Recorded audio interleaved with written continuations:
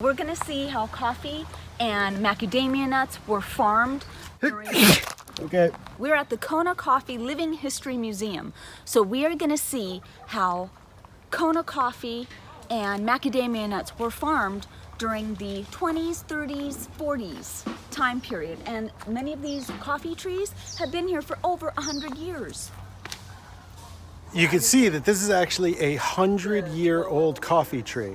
But what they do is they keep cutting the branches off so fresh branches grow, because really tall coffee trees do not produce good coffee, and they're very difficult to get the beans from up above. So shorter coffee trees produce better berries.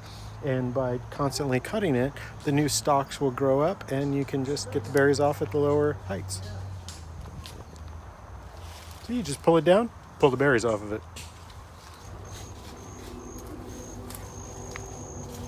Farmers would either pull trees down to pick off the red berries, or they would get up on ladders like this and pick off the berries in these baskets here. And then after they collected enough berries, they would go over here to process them. All of those coffee beans would be into 100-pound sacks like this, which would then be loaded in here and dumped down into that hopper.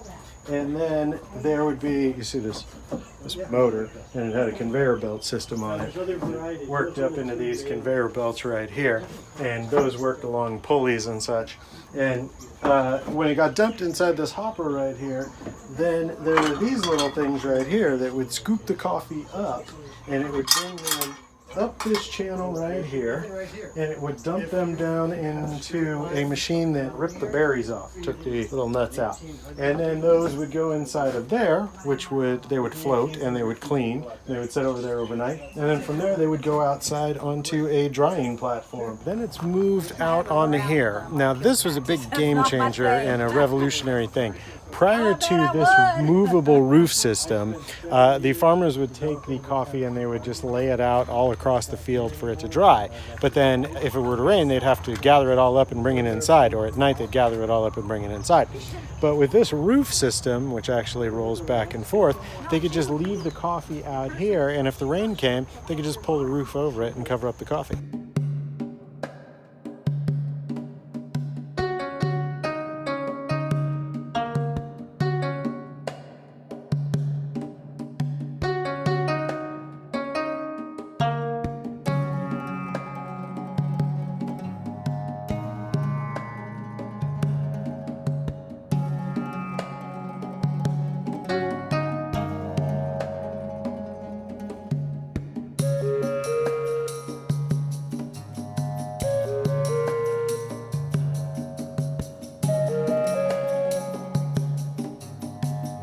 This is the original home of the farmers who worked this land, came from Japan, and this was their house.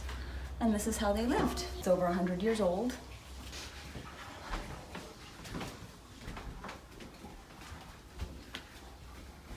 The roof is fabric because it helps keep the dwelling much cooler. The roof is tin, and if they didn't have the fabric lining the ceiling, then it would be blistering hot in here. It acts as an attic.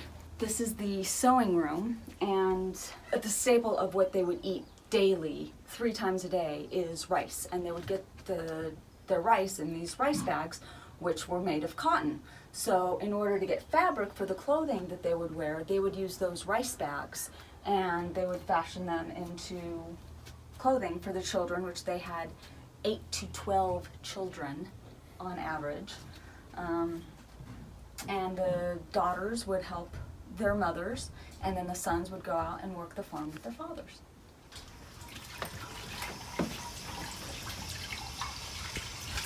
This is the kitchen. This is where they prepared all of the meals, and they would make fire here, and this is all open so that the smoke with the sea breeze would carry smoke outside and it wouldn't smoke up the house.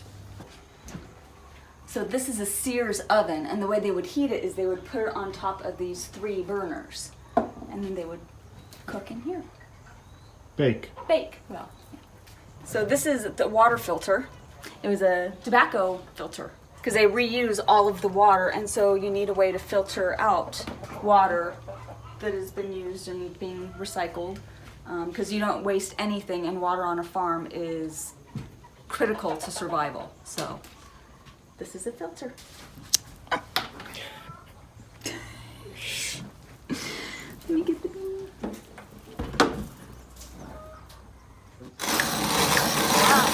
Oh, it smells good. You made it look so easy. Oh, it smells good. So this is the macadamia nut tree.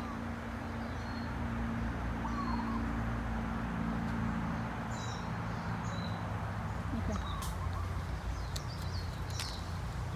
So take your little macadamia nut. You gotta peel this husk off. There goes the nut. There's the nut. And then you find a little crook in a rock like that right there. Put the nut right there, and you take another rock and you smash that baby. Oh, look at that. Look at that beautiful nut right there. Mmm. Tastes like a macadamia nut. Fresh as could be. Actual coffee from this farm. Yummy, grown right here on this farm. That's pretty amazing. And then it's become coffee.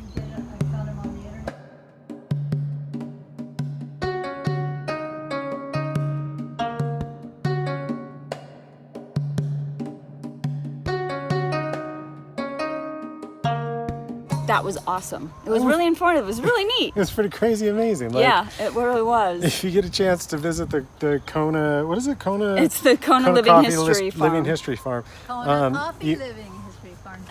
I thought it was fantastic. It was amazing. I thought it was really neat and informative. Yeah, we learned about how coffee was farmed in the 20s, 30s, and 40s. Yeah. And that's the way that it is today. If you find yourself in Kona, come here to the absolutely. Kona Coffee Living History Farm. It's totally worth coming totally down to. worth it. It's like $15 to get in, which is totally worth it. Yeah. The people who are here talking about coffee are passionate about coffee and about the farm, and very informative. And how the way life was back in the day. And so sweet, so kind, and so nice, and so such wonderful people here. 5 people we interacted with in all of the different areas were just some of the sweetest people. It was just amazing. Yeah. It was fantastic. So it was really good. Make sure to come and visit the Kona Coffee Living History Farm here on Kona, Oahu, Big Island. The Big Island of Hawaii. So, if you liked it, like and subscribe and share. Yes. If you enjoyed this, share with your friends and like it and subscribe. Okay, bye. Okay, bye.